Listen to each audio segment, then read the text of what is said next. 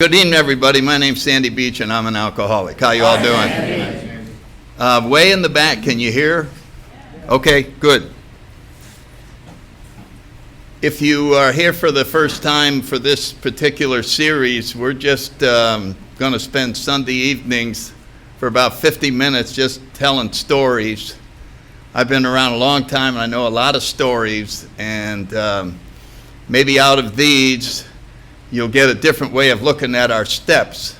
We will be going through the steps, but this is not a step class. It's not a workshop on the steps. And as I said last week, if anything I say is different from what your sponsor says, you just pay attention to your sponsor. I'm just going to share some of the history of AA and how I see these spiritual principles in my life today. And hopefully we'll have a lot of fun, and maybe we'll learn a few things. As I said last week, AA's birthday is today. And there's a big celebration going on out in Akron, Ohio. And this is a very historic day for those of us that keep track of AA history. And I'll talk a little bit about it as we get going.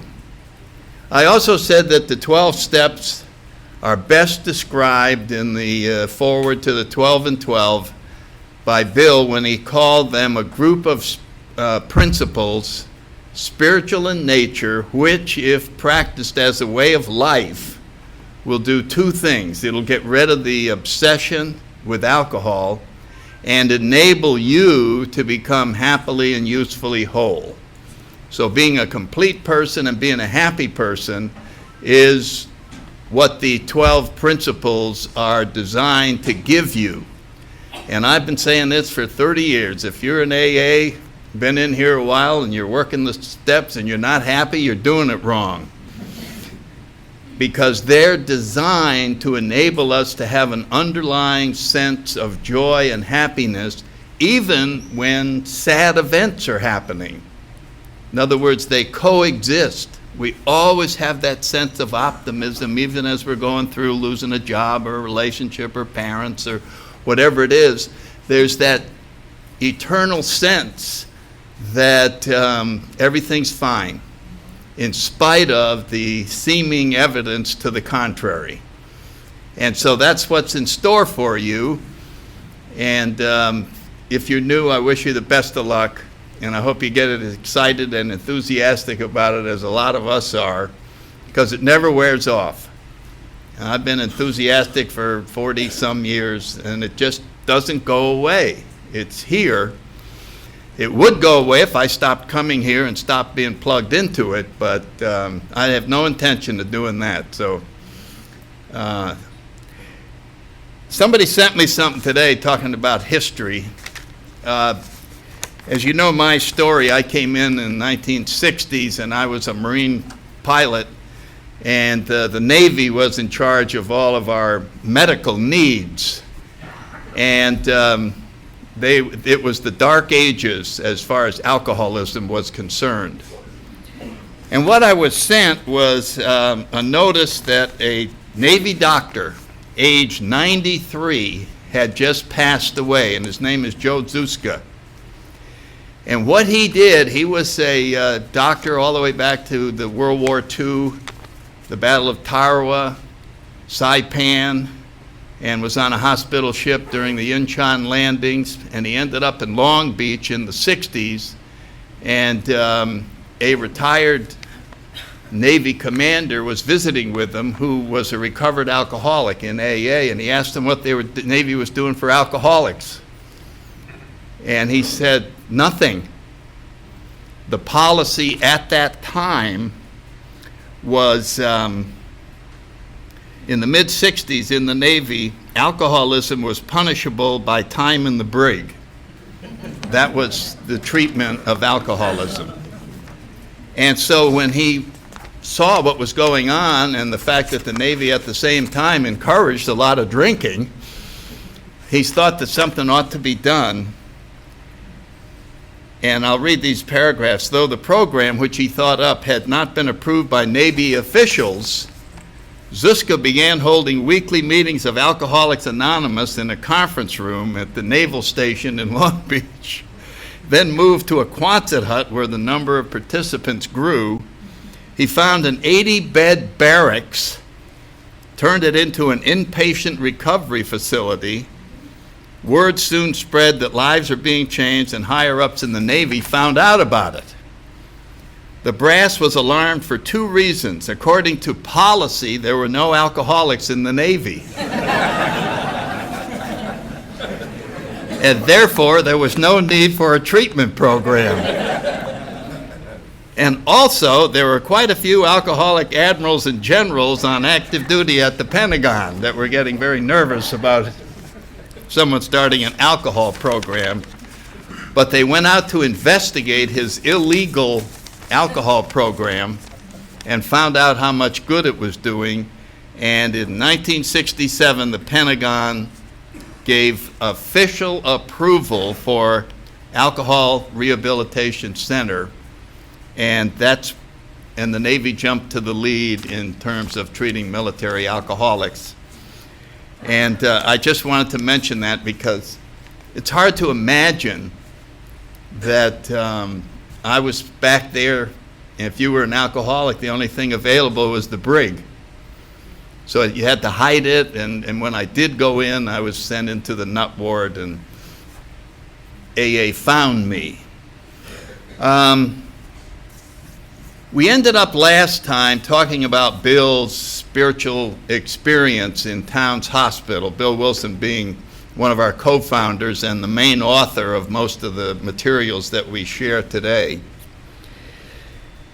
And in that experience, Bill had the desire to drink lifted out of him while he was in the hospital and barely sober, and he never drank again.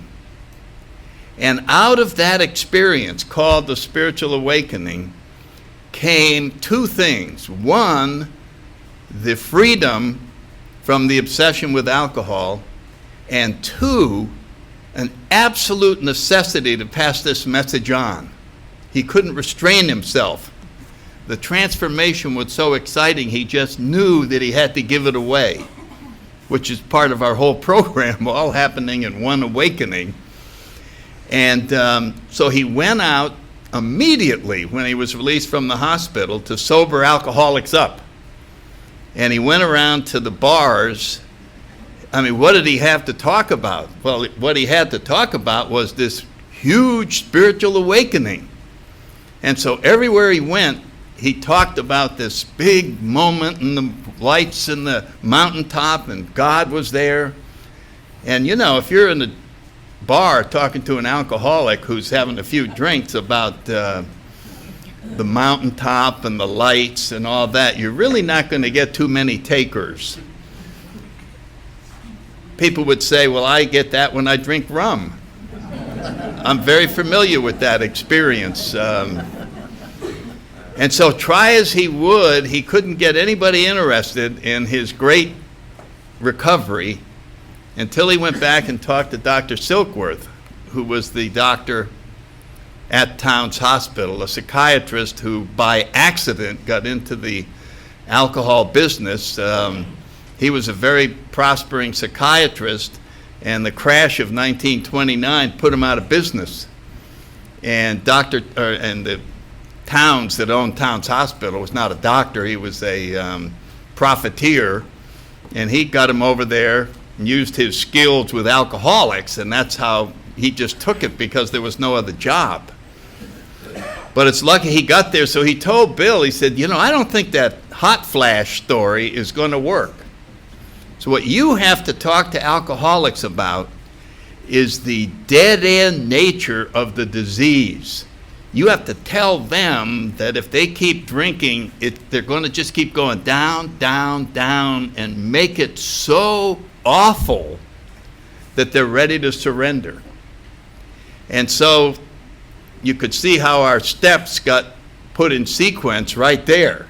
He was starting out with the 12th step, spiritual awakening, and ended up putting that at the very end. And as we talked about last week, we talked about our first step being the most important one anywhere, because unless we can accept all the way down to our very core that we are powerless over alcohol, and unless something spiritual helps us, we will never make it. And whatever bad things have happened so far, much worse things are going to happen in the future. And so when that is fully explained and each one of us breaks through our denial, when we all arrive here, we go, oh yeah, I got a drinking problem, but I'm not quite the same as some of these hopeless jerks. Mine is more situational. My boss was mean to me, and if you were married to the woman I'm married to, you would drink a lot too. But I'm getting a divorce. That's going to take the pressure off, so I won't be drinking this much. You understand how you talk yourself out of being an alcoholic of the hopeless variety, because the hopeless variety has to do the steps. And nobody wants to do the steps. I mean, so I want to be almost hopeless. So I'll just hit some meetings, go out to lunch, and that ought to carry me. Carry me. And we find out it carries us to the grave. But we all go through the game of pretending that things aren't as bad as they are. And as a matter of fact, some of us arrive here and we're not even alcoholics. And we become alcoholics while attending meetings. How could that happen? You come here and you're not an alcoholic. You go to about 25 meetings and you go, you know something? I am an alcoholic and have been one for 20 years. How could that happen? We got honest. We finally got honest with ourselves, and we took a close look and we saw this was indeed a terrible situation. So that's where we left off last week, that our co-founder, Bill Wilson, had this miraculous experience, and something inside of him was not going to let him stop carrying the message. That was quite a blessing to have that event happen, so that he was committed to do this. Now, I think we mentioned that he grew up in Vermont, and the chain of events that led to him receiving a message from his sponsor, Ebby Thatcher, and going to the Oxford group, which was a spiritual movement that preceded AA. I think I mentioned last week that this was a group of people. A Lutheran minister decided that the church was screwing it all up and we ought to eliminate the middleman, and we'll just meet in our homes and talk spiritual things, and we can help each other get more spiritual. And it really caught on. And I thought it was interesting, along those lines, I was reading a book where Dr. Jung was quoted, and I'd never seen this quote before from Carl Jung. And someone asked him, what was the main purpose of religion? And he said, the main purpose of religion is to prevent people from having direct contact with God themselves. You go to church, and the church has the contact, and you chip the money in, and they'll take care of you, and the contact will occur later on. Later on, you will actually have contact. And of course, that's the difference with AA, is that we are working on contact with our own Creator, direct personal contact, as opposed to a lot of knowledge about the Creator. You follow what I'm saying? AA doesn't have any of that knowledge. We just have 12 suggested principles which will establish your own contact, and you will have your own experience, and that becomes the foundation of your life. Well, anyway, Bill is about to go back to work, try to earn a living and recoup from the terrible situation they're in, and he gets sent out after about 5 months sobriety to Akron, Ohio, where we run into the second key player in our lives, Dr. Bob Smith. And oddly enough, he was also from Vermont. So both of the co-founders came from Vermont, which is way up in the northeastern part of the country. And whenever I'm in California, I love to remind them that the greatest social movement on planet Earth didn't start in California.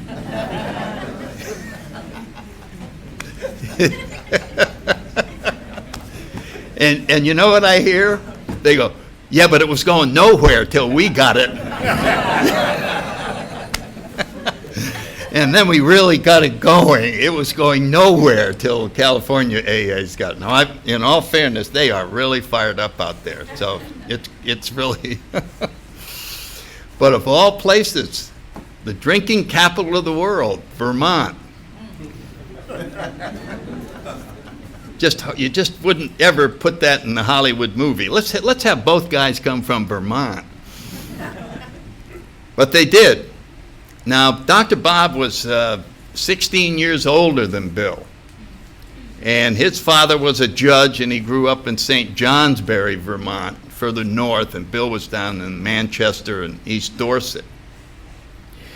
And Dr. Bob was a good student, and he went to Dartmouth College, and while he was there, he learned about drinking. Dartmouth still has that wonderful reputation of party, party, party. But he graduated. He hadn't really picked up the pace where it was screwing up his life yet. And he decided to be a doctor. And so he went to Michigan, to a Michigan University, to go to the medical school.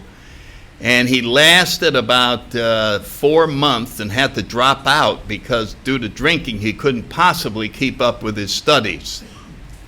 So he went back to Vermont and took about 4 months off and came back and registered in a different college called Rush and was in that medical school. And at the end of about 6 months, his father came and got him and brought him back to Vermont.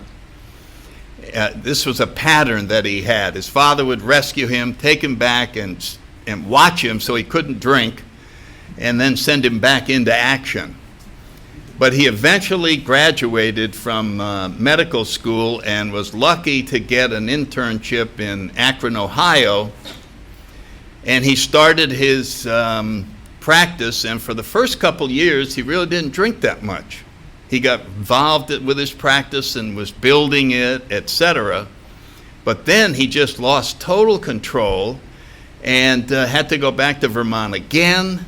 And again, he stayed like 6 months with his father and then came back, stayed sober about a year, and then just started in terrible. He was hospitalized probably 3 times as much as Bill. But he wouldn't get it bad because he had to perform surgery. Bill would go all the way down till he was a babbling idiot on the floor and then go in just before he died, whereas Dr. Bob was going more frequently, but it was a really hopeless situation. And right around 1931, a funny event happened with the Firestones. Everybody knows Firestone Tires and Harvey Firestone, the multimillionaire, and all of that. Well, it turns out that a gentleman from Florida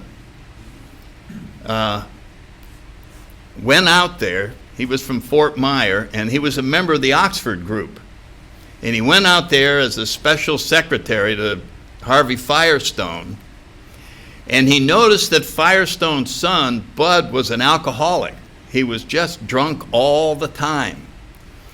And so he talked to him, and he said, you know, I'm in this Oxford group, and I've seen alcoholics get sober in Oxford, which was happening. Bill Wilson was one of them, and Ebby. And so he said, why don't you come with me to an Oxford group meeting and see if you like it?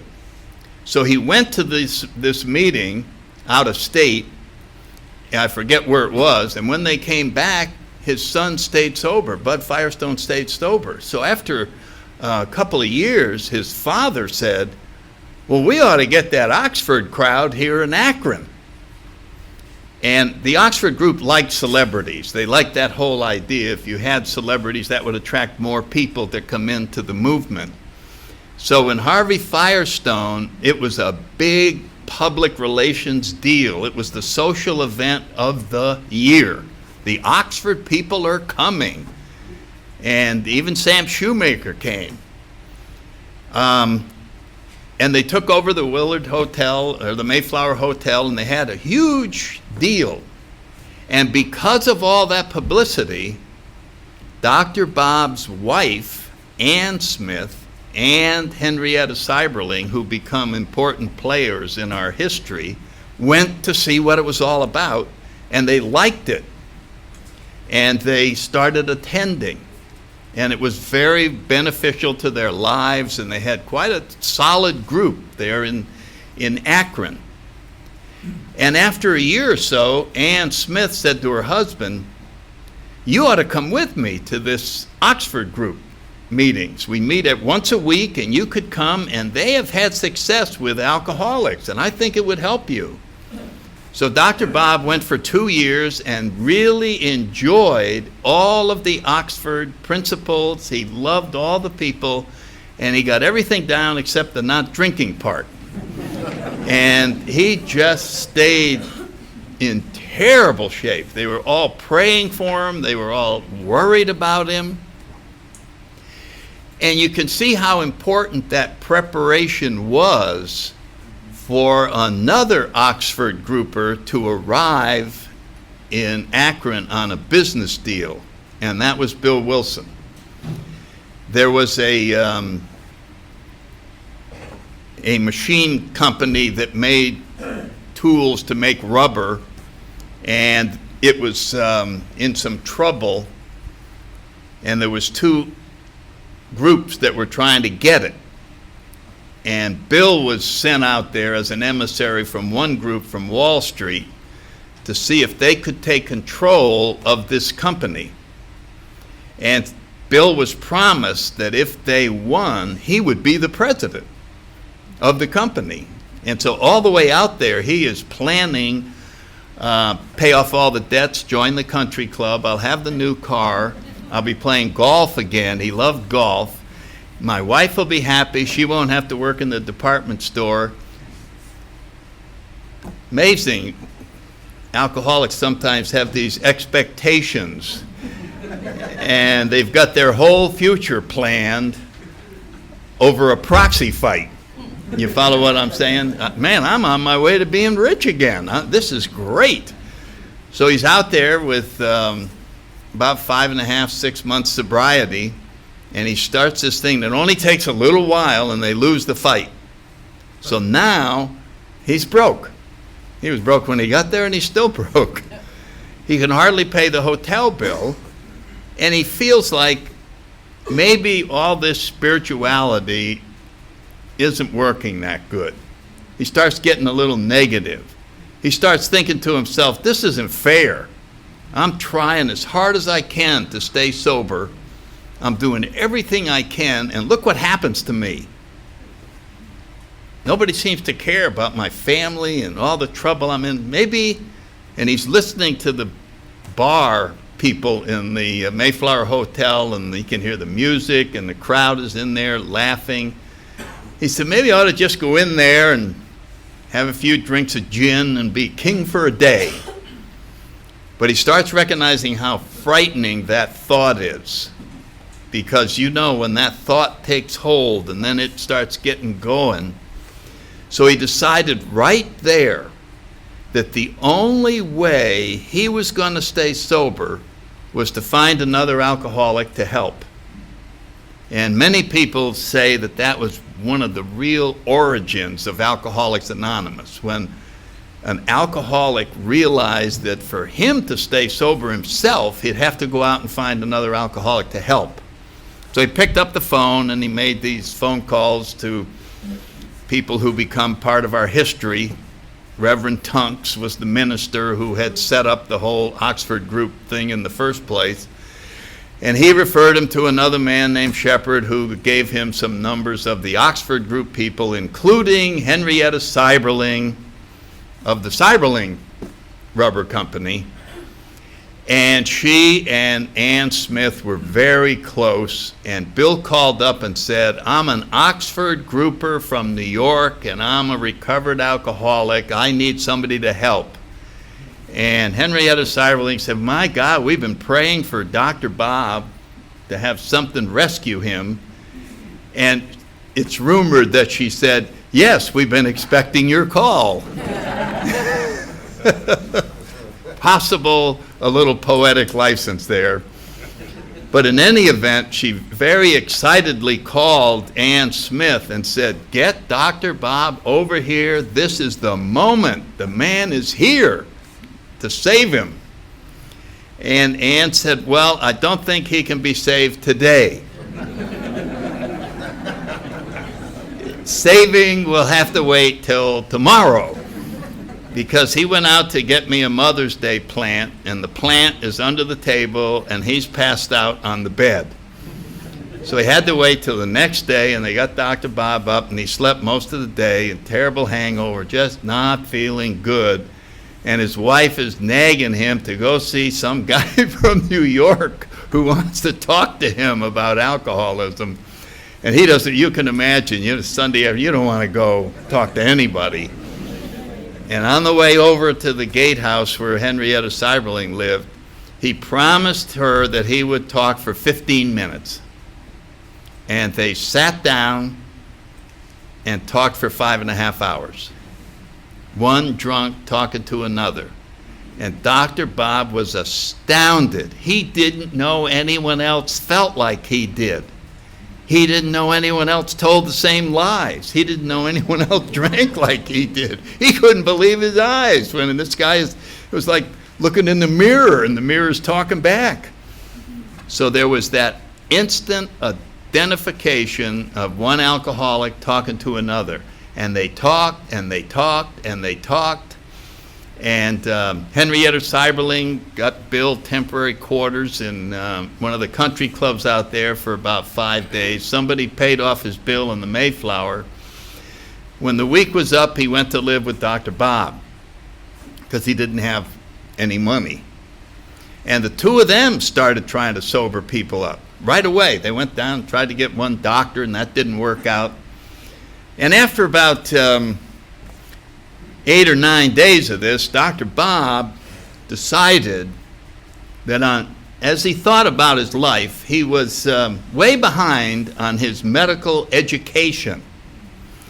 And there was an American Medical Association convention in Atlantic City.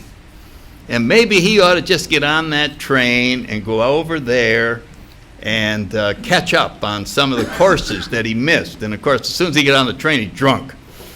And he goes to Atlantic City and stays drunk and comes back.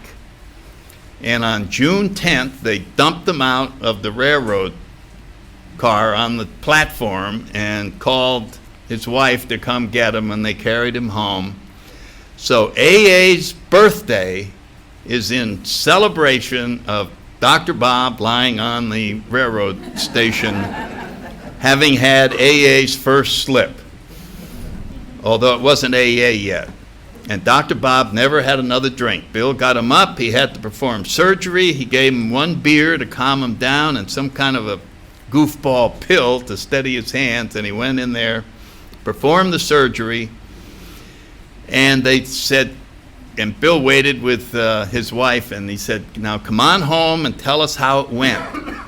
Well, the surgery was in the morning, and pretty soon it's noon, he's not home. It's 3 in the afternoon, he's not home.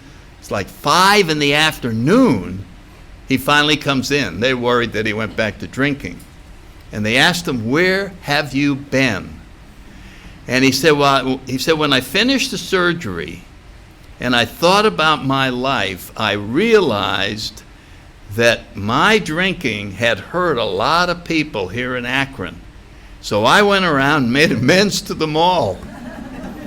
That may be the record for how soon you do your ninth step after your last drink, because he did it the same day.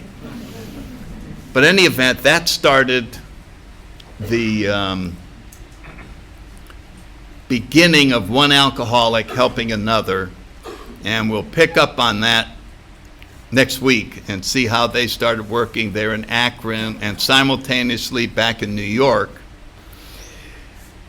But now we get back to the principles, and having established in our first step that we are powerless absolutely over alcohol, we're confronted with something that generally drives all of us new people crazy, and that is the concept of a higher power, of God. Came to believe that a power greater than ourselves could restore us to sanity. And I remember that, and of course, as soon as they brought it up, I liked the AA people, I liked my sponsor, I was having fun, we're going to meetings, and then we came to, okay, now let's sit down, Sandy, and talk about God. And I just said, I don't think we want to do that. I'm not comfortable with that. I just don't feel like I want to do that. And so that's what our second step is all about, is how to get out of that box that we've been in with regard to this thing called God, or Spirit of the universe, or higher power, or whatever name we want to give it. Many, even way back in the beginning, they would say, well, then just make the AA group your higher power. They are certainly know more than you do about alcoholism, and you could certainly rely on them while you're trying to wrestle with this problem that you have in your mind about something bigger than yourself. And so, as Bill writes the literature, he's addressing all the different types of us that arrive here. Because one type that arrives here is somebody who's going to church all the time and prays and does novenas and says rosaries and is drunk all the time. So they create the illusion that relying on God doesn't work. I'm down there all the time. I'm talking to the priest and I'm doing this and I'm drunk. So no sense for me to try this God stuff. I'm already trying it and it doesn't work. Well, as it turns out, he's not really trying it. He's going through the motions. He's saying the words and he's showing up so that people will think that he's really trying, but in his heart, he has never really given spirituality a fair trial. Now that's a funny thing for us who like to claim that we're very logical. We like the scientific thing, not the spiritual stuff. I want to see it on a blackboard. Well, scientific experiments are designed to see what kind of results we get. So anybody with an open mind wouldn't mind performing experiments to see what might happen. And most of us have never given spirituality an experiment. We've never had an open mind. Okay, you really want me to try this? We wrote it off without trying it because we were very smart. And we knew that if I did try it, it wouldn't work, so why try it? Anybody think that way? Some of us are so smart, we know what the experiment will produce without doing it. The reason I don't pray is I already know if I prayed, nothing would happen. So why should I pray if nothing's going to happen? I thought that way all the time. I thought it was really smart. And I found out that was not smart. It was stupid. That's what that was. And so then there may be someone who doesn't know anything about God, churches, nothing. They have no experience whatsoever. And so Bill said, well, how are we going to approach that person? Well, one of the strongest cases we have is to explain the situation to them, which he does in the beginning of step 2 in the big book. Now, if you're new, step 2 is not numbered in the big book. It's called the chapter to the agnostic. We agnostics. Of all places to place finding God is in the chapter We Agnostics. When my sponsor gave me a big book and he said, now everything you need to know is in here, and all of that, and I looked at it and I just said, yeah. I mean, it was hard for me to believe it was going to solve any of my problems. But I did notice the chapter to the agnostic, and I went through it and I made some marks. I think I mentioned that last time and underlined a few things so it would look like I read it. When he came over to talk to him, oh yeah, I was reading this. This is really cool right here. I like this. But you don't think I was going to take it seriously, do you? I knew what my problems were, and I knew what was necessary. Money. That was the heart of all of my problems. And so when I saw the chapter of the agnostic, I said, being smart, I said, I know what that is. That's the chapter that tells the agnostics how to stay sober. It obviously doesn't include any steps. So I knew I was going to eventually go to that chapter and find out how the agnostic stayed sober. And of course, when you read the chapter, it says, hey, if you're an agnostic, change your mind. Become a former agnostic. Well, why should I do that? Why should I change my mind about spirituality and higher powers? Why should I change my mind? Said, well, maybe you ought to read this. And the first paragraph in that chapter says, if when you drink, you have little control over the amount you drink, okay, that's everybody. And if when you stop, you can't stay stopped, okay, that's everybody. Then you may be suffering from an illness that only a spiritual experience will help. You're suffering from an illness that only a spiritual experience will help. And I think I said last time, I told my sponsor, well, I don't believe in spiritual experience. He says, well, then you're screwed. This is the situation that you're in. And then it goes on to say, to die an alcoholic death or to live on a spiritual basis are not easy alternatives to face. That's the quote out of the big book. And so if we had someone new here and you're struggling with spirituality, alcoholism, spirituality, we might make it into a quiz show. And we might invite you up. You know how they do that on the quiz shows and everything. And so you want to be an alcoholic, come on up. And we got 2 doors back here, Joe, and Joe's standing out in front. And you got to choose one of them. All right. Now, let me show you door number 1, die an alcoholic death. You want that door? No, I don't want that door, Sandy. Is there another door? Yeah. Live on a spiritual basis. Which door do you want? And if you're like the rest of us, you're going to stand there with your arms crossed, thinking. Alcoholic death, spiritual basis. Sounds like 2 pretty bad choices to me. I don't like either one of them. Is there a 3rd door? No, there's only 2 doors. Do I get a phone call? Yes, you get a phone call. So you call the family doctor. Hey, doctor, this is Joe. Listen, a friend of mine's curious. How bad's an alcoholic? Oh, God, it's really bad. Okay, I'll do spiritual basis. How's that for a scenario on how to get spiritual? Okay, I'll do door number 2. Now, why'd you choose door number 2? Because door number 1 is worse. We're getting spiritual by default. We don't even believe in it. But there's nowhere else to go. So then we go, okay, and this is the beginning of spirituality. Okay, maybe I'll try it. Now, you know what that maybe is? It's the beginning of open-mindedness. Maybe I'll try some of this. Okay, so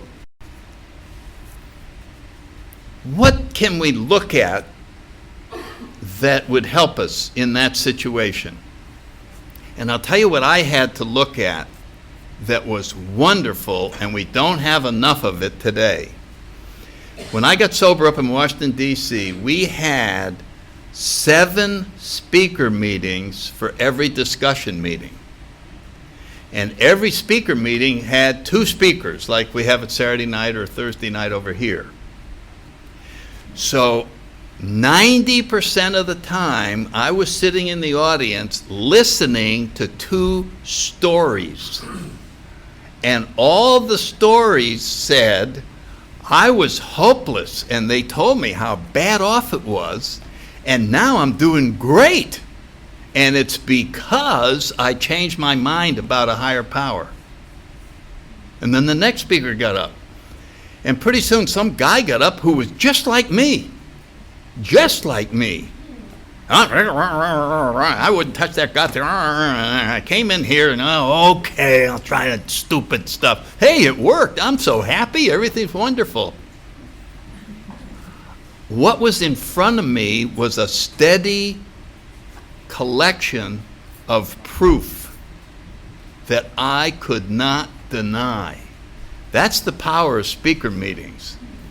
You sit out there and you hear this story, and it's worse than yours.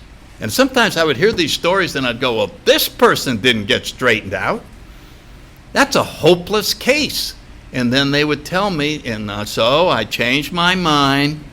I tried this spiritual stuff, and my God, I got my health back, my family, and now I'm doing this, and now I'm doing that. And so this is what enables us to see spirituality.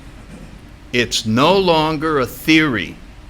We have visual proof right in front of us that this person, just like myself, somehow changed their mind about this God thing, and the rest is history. It's all right there in front of my eyes. And so we come back and look what it says. It says, came to believe that a power greater than ourselves could restore our sanity. That is what the process of coming to believe looks like. We just keep an open mind, and then we watch, and we see changes taking place. And then maybe you start seeing them in yourself. You go, I don't understand why I feel so terrible. I go to the noon meeting at Yana, and I feel better when I come out. Why is that? All they're doing is talking junk in there. Why should I feel better? I don't know. Come up with an explanation. Could it be that there really is something called spiritual energy that heals people? Could it really be true that it's healing you? I remember when I first felt better, it made me nervous. You mean this stuff might work? Part of the thing I was afraid of, what if I prayed and it worked? Boy, would I look stupid. I've been bad-mouthing prayer for 25 years. All my friends will give me a hard time. They'll go, you were wrong. And of course, alcoholics hate being wrong. I'd rather be right than anything. As long as I'm right, I won the argument. Rather be right than happy. Yeah, I just like being right. Where do we get that rule? I want to be right. We have a whole program, as you're going to find out, where the real name of the game is being wrong. Hey, I'm wrong about that. Boom, get rid of it. It's the ticket to freedom. Oh, wrong again. Boom. But in the beginning, for an alcoholic to admit he's wrong is like turning the Queen Mary around in Tampa Harbor. Tugboats.